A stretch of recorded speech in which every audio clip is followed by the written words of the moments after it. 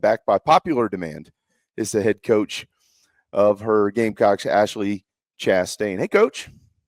Morning. How are you? I'm good. I'm good. Sorry if we've got backlight here. I'm actually traveling, and so my face isn't as pretty as it usually is. So I apologize for that. That's okay. I'm actually in my office right now, and clearly I need some decor. I just realized I was like, man, I need a better setup in here. So I get it. It's okay. You've been busy since you've been in town. Yeah. They need to the university needs to hire like an interior decorator for all the coaches. I You know, know that would be really nice. That would be definitely something that would take some stress off the list if I could just have a designer to, take care of everything. That would be great. maybe that's going to be Coach Tanner's job moving forward. He doesn't have anything to do. We can talk to him about it. He might take us up on it. Hey, I don't know. He might have jinxed you last night. He fell short of a seventh inning rally. He was up there in the booth with Brad. I don't tell him I said that. He won't like that. But you loaded the bases, had a chance there at the end, and Ella Chancey had a screamer at the shortstop. Yeah. Yeah, we definitely won't tell Coach Tanner that because I want him to come back and do the broadcast for as many games as he's available for. So we won't make him feel like he was the problem because he definitely was not. Yeah, last night was tough. Definitely not what we were expecting. We were expecting a really good Coastal team because if you look at, just the start of their season and the success they've had, definitely was not surprised. I think they're around, mid 20s in the RPI. They've got some Power 4 wins on their schedule. We knew that their starter was going to be really good. Their lineup is good. Keith is one of the best in the country when it comes to power, who was in their 2-hole last night. So we were expecting a good Coastal. I just, was not expecting obviously the performance that we had. And, we just a little too late there at the end offensively and, didn't start the game super well in the top of the first. And, just things didn't go our way. And, again, I felt like maybe a little bit of carryover from the weekend. This weekend in Oklahoma was really tough. It was really tight, 3 games, very emotional. And I felt like maybe we were still a little bit in a lull from the weekend, which was disappointing from everyone, by the entire team. But we had a good conversation after, the game last night, just about, expecting more of ourselves and, doing things better from the start and just really having a great practice today and approaching, game 1 of the series this weekend a lot differently than we did last night. Yeah, well, you know who you are. That game last night isn't anything indicative of who you are or aren't. It was just a game that you lost. That's going to happen. Yeah. Going back to that series this weekend, it's well, you talk about respect. You were in the game. You had the lead, and y'all 3 1-run games, as you just pointed out. Mm-hmm. Move up in the rankings this week, getting swept on the road against the top program in the country. Did you learn anything about your group that you didn't already know going into that series? We learned some things internally, just about some strategy things. I think we're still very much learning some matchup opportunities and just some things like that. I mean, I think we internally expected to be really competitive all 3 games. Yeah. Oklahoma has become the standard of the sport. Like that's kind of where they're at right now in college softball, and so we expected a really tough environment. There were 4,000-ish people there for all 3 games. The environment was really tough, and it definitely felt like a super regional environment. I thought it was an awesome opportunity for us to be able to compete just on the road in that feel. I think that's going to really fare well for us, in postseason here this year. So, we beat ourselves a couple times, especially in game 1 and 2. I mean, we had an incredible amount of free passes, unfortunately, that we gave up in games 1 and 2. If you followed along, I mean, we just, in high leverage moments, we put a lot of runners on. And so the damage was just really big at times, which is, obviously really hard to come back from. You just put yourself in a hole. And kudos to our offense. I mean, I gave them a lot of credit all weekend because, they just kept scoring and really kept giving us a chance to stay in the game. I think we learned that defensively, We always have to be super solid there because there were outs to be had that we didn't make. Right. And then the damage happens, so, we communicate a little bit better on some balls in the air. We make some catches and take some of those runs off the board because, you give them a little bit of momentum and then all of a sudden the damage is done with some free passes and some, balls that we could communicate better on in the air, make some catches. And so we just had a lot of those conversations. I mean, we were definitely disappointed not to be able to squeak by, the series or at least a win from the series, and so the expectations are high, the standards are high. And so there's just, a lot of, disappointment when you don't come through.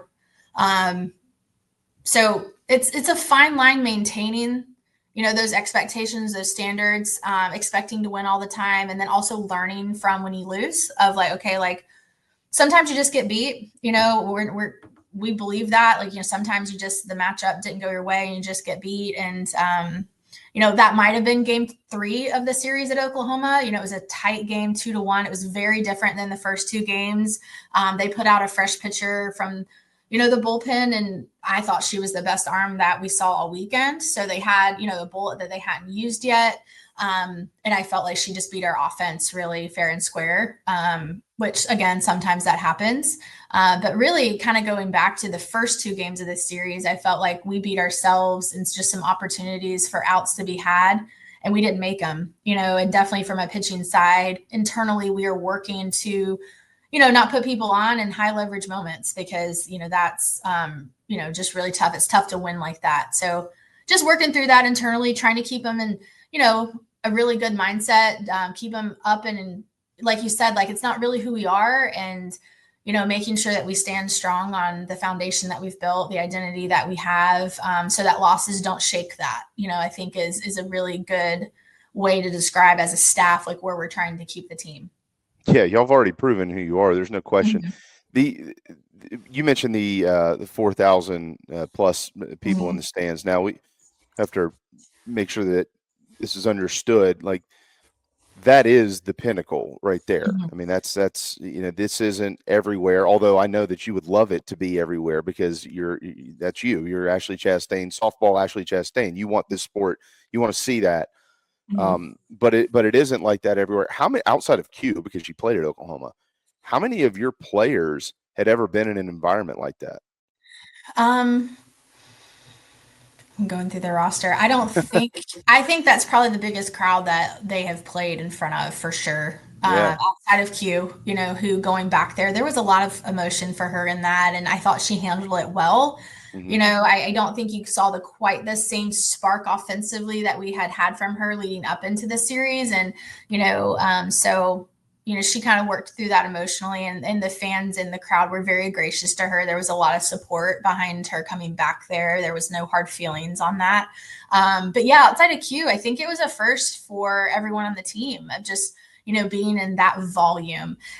Fun fact, I took a tour of their facility right when we got there Thursday before we practiced. They were gracious enough to let us just kind of walk around and just see the spaces that they built and the design of the new stadium.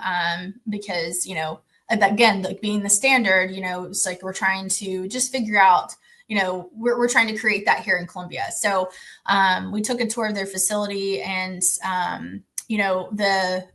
the director of operations told me that the average age of a ticket holder that's attending a game at OU is 72 years old, and so they just have this like niche of support of people that, show up to the games every single day, midweeks, weekends, like all the time. And their crowd, their support is, it's just an older generation. It's really a cool environment. And it was really cool to see. And it was loud, just the pure volume of the number of people on top of the field was really loud. So, we worked through that. We believe you always play to the level of your communication. So you rise or fall to the level that you communicate once the game starts. And, there was definitely extra effort put into, communicating just because it was such a big, loud environment. But outside of Q, it was the first for everyone. And I think it'll fare well for us in the future. Yeah, I agree. 100% agree with that. I mean, once you get into it and you get used to it, then you start to thrive on it. You want to see more of that, right, Ashley? I mean, you've been there. Yeah. Real quick here on the that's interesting that they kind of let you go around and look at the facility and with the tour and all that. Were there any specifics that you took out of there that you thought, ooh, that's something we don't have that we would like to have? Yeah, there's a ton of spaces in their stadium, just they just have a lot of square footage. They have a lot of space that they built and they working with, in like an equipment room, team space. They have areas for the team to really come into the stadium every day and just have a really great experience, whether it's a recovery room, a team area where it's just kind of a loungy hangout area, an actual locker room, a lot of recruit space, a lot of place where you can bring in recruits and their families, and there's space that's designated for them. A lot of hospitality space for ticket holders and all of the fans that show up and want a great experience. And fun fact too, they also at the softball stadium there at Love's Field, they have the largest suite on campus at the Really? softball stadium. Yeah, they're really proud of that. I thought that was really neat and really cool. They have a suite up in the press box and is the largest suite on campus for support and boosters and donors. So I thought that was a really cool space. We got to see that and, just trying to, get a feel for, okay, that's the future. That's what we're working for. And it's just really good for us to see it and, to get some ideas and, just be exposed to it, I think is really important. All right, help me out here, Ashley. This is a good time to remind everybody you can go to GamecocksOnline.com and join the Diamond Club. Mm-hmm. And we can have these things in Columbia, or Ashley and her team can have these things in Columbia too, right? Yeah, that's a really good point. And I just have to say, we have had so many new members and so many new people interested in supporting the program, even in the last week. And so that is just something that we're so grateful for, and the support is felt, the momentum is felt. So we're just really appreciative of everyone that's interested in supporting the program on any level. At this, any level goes to something. It's like whether it's something directly for the team or something futuristic planning for us. It all matters, and it's all really important. And we've had a ton of support and interest in the Diamond Club, and even in just the last week. And it is just amazing to see. And, from the bottom of our heart, like we're just so grateful for it. Hey, somebody, I don't even remember. I don't think it was Coach Lake, but somebody mentioned to me that some of the funds in the Diamond Club go to help with travel expenses. Is that true? That's true. Yeah. So, it's expensive to travel, any team, to be honest, but a team of our size, we have 21 players this year. Moving forward, we're going to have 25 players on the roster. So we're adding people to the group. And then you have so many auxiliary people. It takes a village. I mean, it's not just the coaches that take the team on the road. I mean, we've got managers and graduate assistants and creative team and communications team. We have so many people that go with us to make the operation run when we're away from Columbia. So, this weekend we had the blessing of flying private. So we chartered from Columbia right into Norman, and you would be absolutely amazed at just the benefit of those experiences for our student athletes and our whole entire staff, of the ease of travel, of, just being able to drive up to the airport, get on a plane, leave whenever you want to. We left in plenty of time to be able to practice on Thursday. So we're not, dealing with a commercial airport and then flying into OKC and having to, get our stuff, from the OKC airport into Norman. I mean, just the ease of being able to charter places is, it's a blessing. And yeah, those things are expensive. You'd be absolutely amazed at how much that stuff costs. So we're constantly just trying to make sure that we have the necessary resources to be able to put the team in those situations and those opportunities, because we do think that translates directly to our success. So yeah, that some of the funds definitely go to things like that, of being able to charter the team places. Yeah. For anybody that wants to put it in perspective, try to fly with a family of 4. Now try to fly with a family of like 54 or something like Yes. that. Yeah. So okay. So what I was told was, Coach Tanner wanted to put y'all on a bus, like they did in Major League, and stop at crappy hotels and have things fall off the wheels and all that. No, Yeah. that's not true. Okay. No, no. Okay. I It's just he gives me a hard time, about stuff for sure, but there is no one that gets it more than him, of just like what it takes, and he's definitely got the perspective of his time as a coach, and all of his success and what that looks like for him, and then obviously how really college athletics has evolved since then, and here we are in present day and what we need and where we're at. So there's no one that gets it more than him, but he does give me heck about bus rides and hotels and back when he did it. And I hope he's listening because I just love it so much. It's because he was scared to fly, though. He was scared to fly. You know that. Like he wanted Yeah. when you were at Carolina. Uh, like I remember one year baseball bust to LSU. What's the longest bus ride you ever took at Carolina? Do you remember?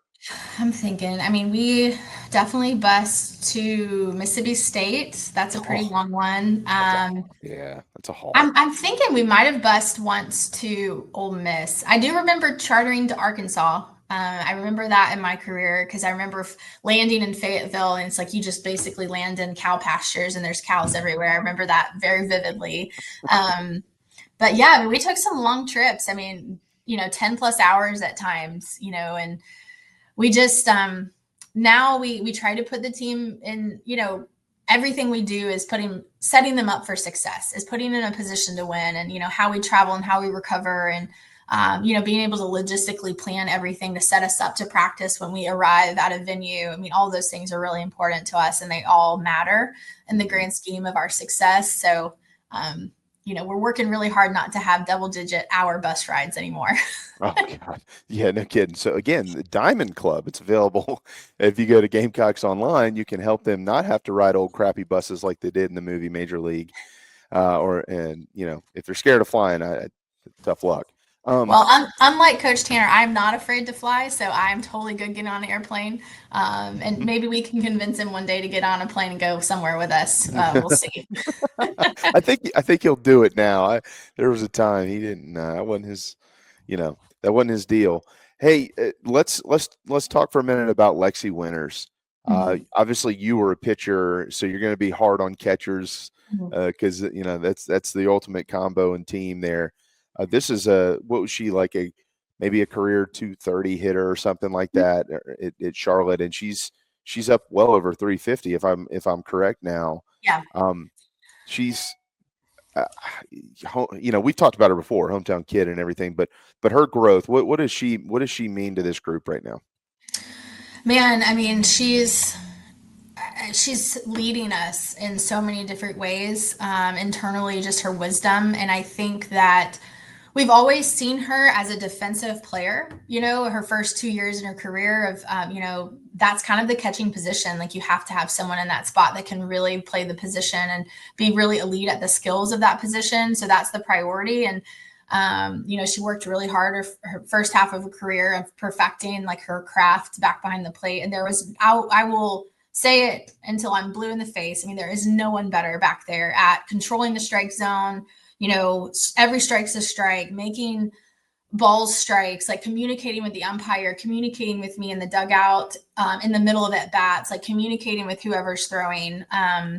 She is so elite at all of those things. And I think offensively, what you're seeing from her right now is a byproduct of the experience that she's gotten the first 2 years of her career. I mean, she has caught every game that she's been available for. I mean, she broke her finger at the end of the 2024 season that took her out. She dove into a base at third and just broke her finger. So nothing she could control there, obviously. And then, she couldn't catch there into postseason. But, other than that scenario, I mean, she has caught and had every at bat in that spot her entire career at this point. So I just think the experience and the trust and the wisdom, just with the pure volume of at bats that she's had at this point, she's just a pro. So I think you're seeing a lot of success from her offensively based on the experiences that she's had. And I think she's trusting herself more offensively now than she's ever trusted herself, which I think, that's the belief and that's the confidence that comes with experience of like, hey, I've been there, I've done that. At this point in my career, there's not much I hadn't seen. And so I think she's just really getting into the box with a lot of conviction. She's really balanced. She has great swing decisions. She doesn't strike out a lot. She flushes up the ball, which always gives us a chance with less than 2 outs and runners on. Like, she's going to have a productive at bat for us. It's just, I'm so proud of her. I'm so proud of her because, coming back here, she could have taken the approach of, I've got something to prove that I should have been here from the start. And, this whole narrative, like, she could have gone down that path, but she is just so locked in and so focused on right now. This was my story. This was my journey. She is so grateful to be here. There is no one that is just has the heart to be a Gamecock like she has. And, it's just awesome. It's just awesome to see her just thriving and really leading our team. And I'm so thankful that we have another year with her. We talk as a staff all the time of like, thank goodness Winnie's here another year. Winnie, that's the name, Winnie. Yes, yeah. We started calling her that her freshman year, and I don't think she had been called that in high school. And for us, like, it just kind of stuck. So yeah, we get Winnie from Winter, so she is Winnie to us. Yeah. Okay. And Winnie's on a 6-game hitting streak, or in the middle of a 6-game hitting streak right now. Don't let that 5'5" stature fool anybody. She's already hit 4 balls out of the yard. I know she hit 6 last year. I think in 5, maybe in her freshman season. She's set to surpass that here before long. So there's some pop in that stick, as you mentioned. Your staff, we've hit on this before, but now that y'all have played, you've played 24 games now. I always find it interesting how in softball, much different from baseball, because the staff is very small compared to baseball, as we know, but how coaches handle it.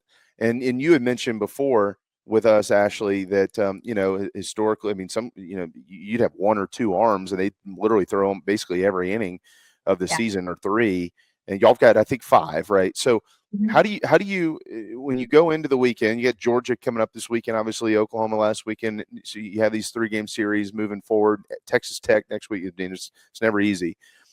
What is the process in setting up your pitching going into these things?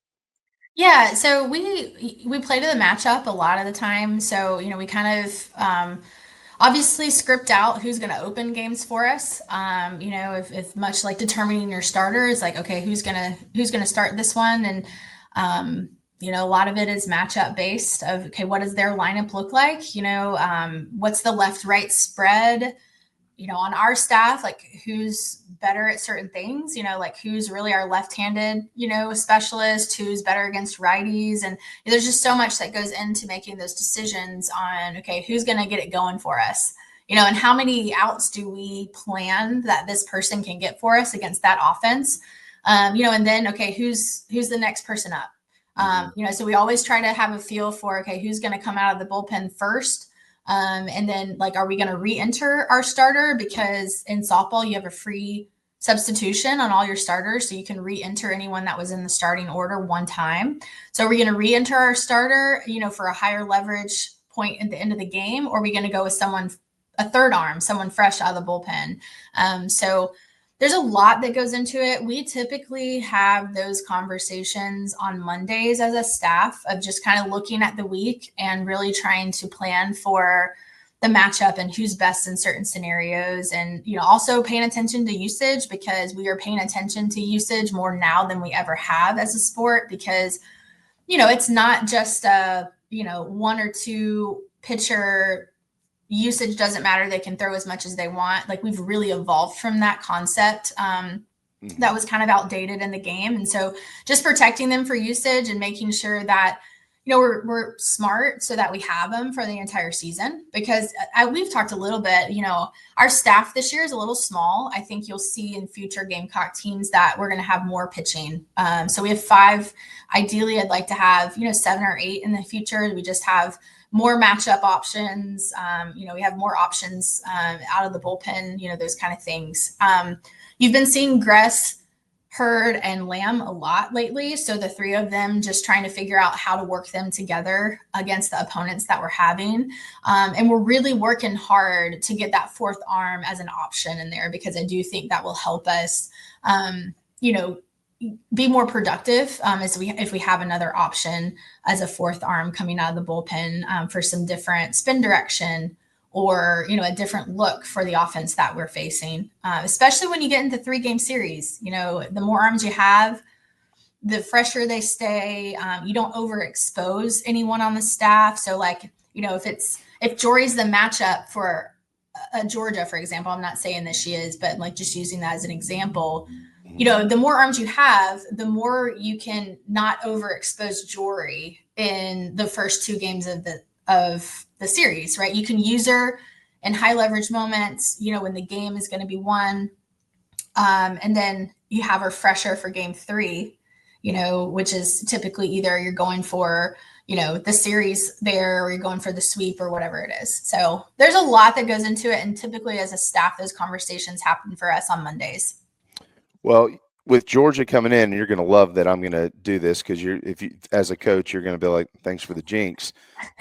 The Dogs have scored 2 or less runs in 5 of their last 7 games. Now, they did play Tennessee last weekend, who's also pretty good.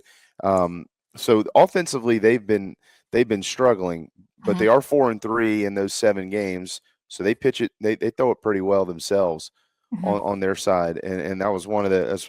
I was curious about how you handle your staff, because it is a Georgia offense that, by their standards, you would say has been struggling a little bit.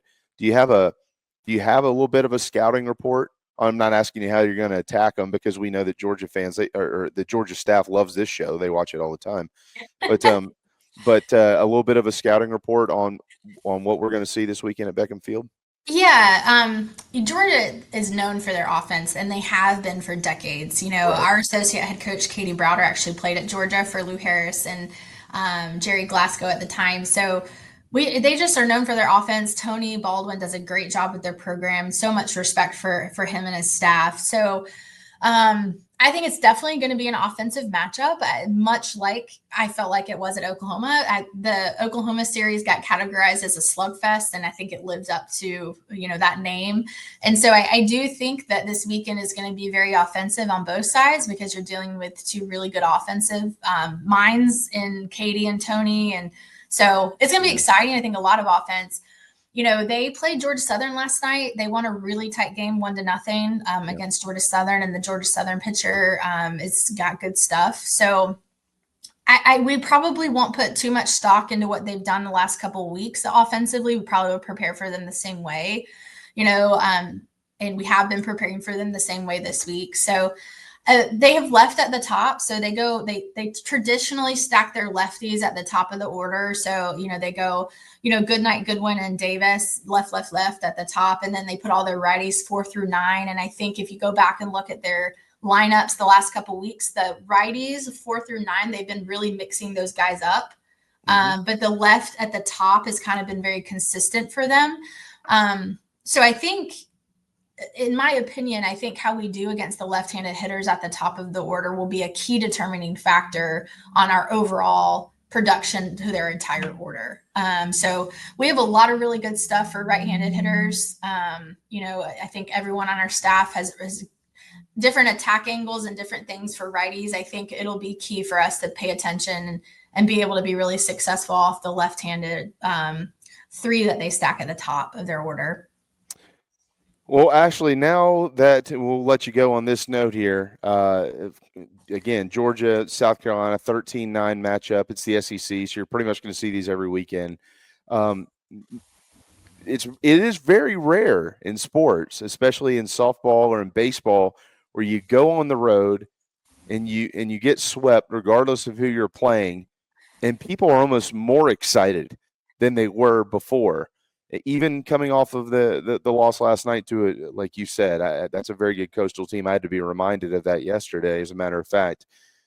So what do you expect now when you get to walk in your own ballpark tomorrow with this border rivalry, and hopefully it becomes a real good rivalry in softball now that y'all have kind of risen to the level that you're playing at?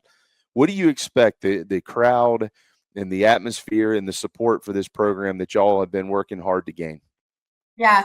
Well, we expect a really intense atmosphere. And, we've been watching the ticket sales for about a week now, because, this is our opening home series. So we've been kind of trying to prep ourselves for just the volume of people that are going to be at Beckham, this weekend. And ticket sales are really high. Like we're kind of butting up against, selling out all 3 days, which is so exciting. And Oh yeah. yeah, like I think there's going to be a lot of people. I think that we're going to be standing room only, specifically on Saturday. It seems like we're going to have a big crowd on Saturday. So I think our girls are just really excited to be back at home in front of our crowd and just, kind of be back in our element. We were on the road for 2 straight weeks, and obviously the atmosphere in Oklahoma was tough and it was intense. And so we expect that here this weekend, but it's always different when you're at home versus on the road with that kind of atmosphere. So we expect a large number of people.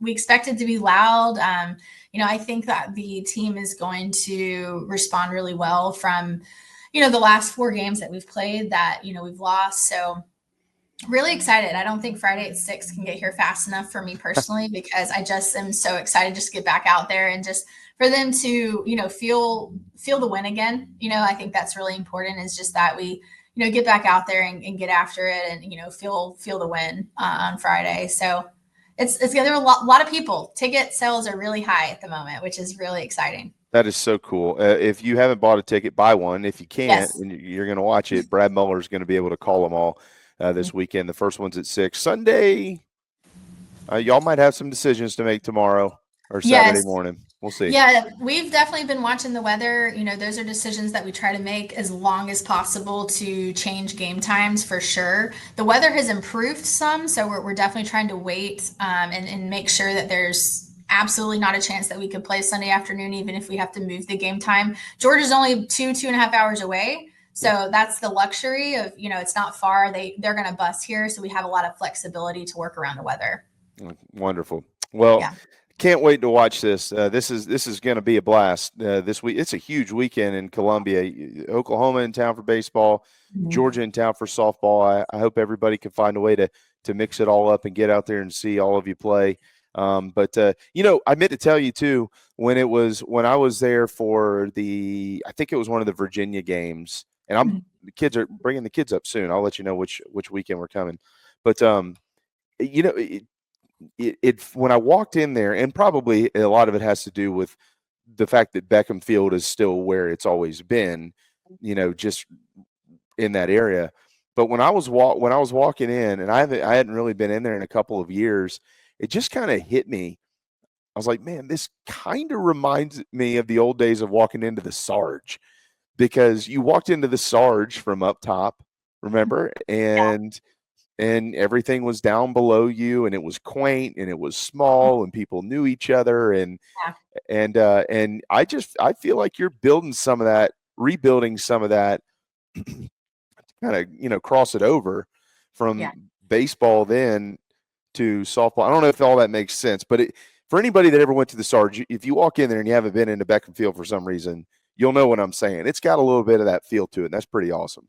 It does. And, we're here in the Rice, this is where our offices are. And then, we're able to just walk down to the stadium every day when we go down for the team time. And for me personally, I just remember what this was when Sarge was there, I know. And when the Roundhouse was here and the Roost was what it was. And, there's still kind of that hole.